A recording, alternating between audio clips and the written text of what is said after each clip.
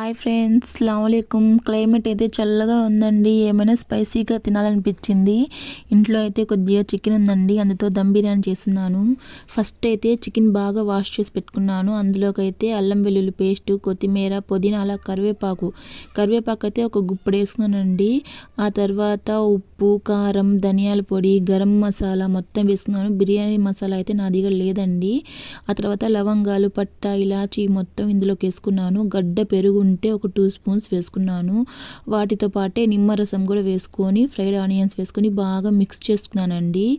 లాస్ట్లోకి అయితే fried onions వేయించుకున్న నూనె ఉంటే అది కూడా ఇందులోకి అయితే వేసేసి స్టవ్ మీద పెట్టేశానండి, మూత పెట్టి.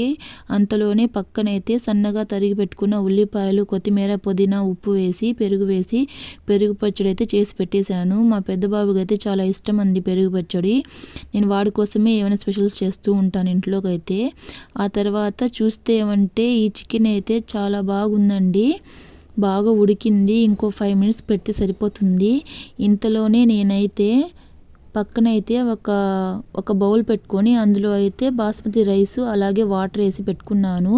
ఆ వాటర్లోనే ఏమంటే ఒక చిన్న స్పూను అల్లం వెల్లుల్లి పేస్ట్, అలాగే కొత్తిమీర, పుదీనా, ఉప్పు, మిరియాలు ఖచ్చితంగా వేసుకోవాలండి, ఫ్లేవర్ చాలా బాగుంటుంది. లవంగాలు, పట్ట, ఇలాచి అది కూడా వేసుకున్నాను.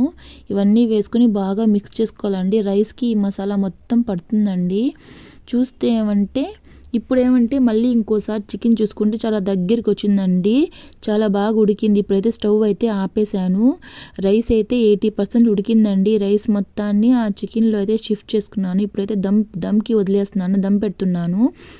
ఆ వాటర్ ఉంది కదండి, ఆ రైస్ది ఆ వాటర్ కూడా ఒక గ్లాస్ వేసుకున్నాను. లాస్ట్లో అయితే కొద్దిగా కలర్ వేసి దమ్ అయితే పెట్టేశాను. వాటితో పాటు ఘీ కూడా వేస్తున్నానండి. ఫస్ట్ అయితే కింద ప్యాన్ పెట్టి పైన వచ్చి ఒక బౌల్లో వాటర్ పెట్టుకున్నాను.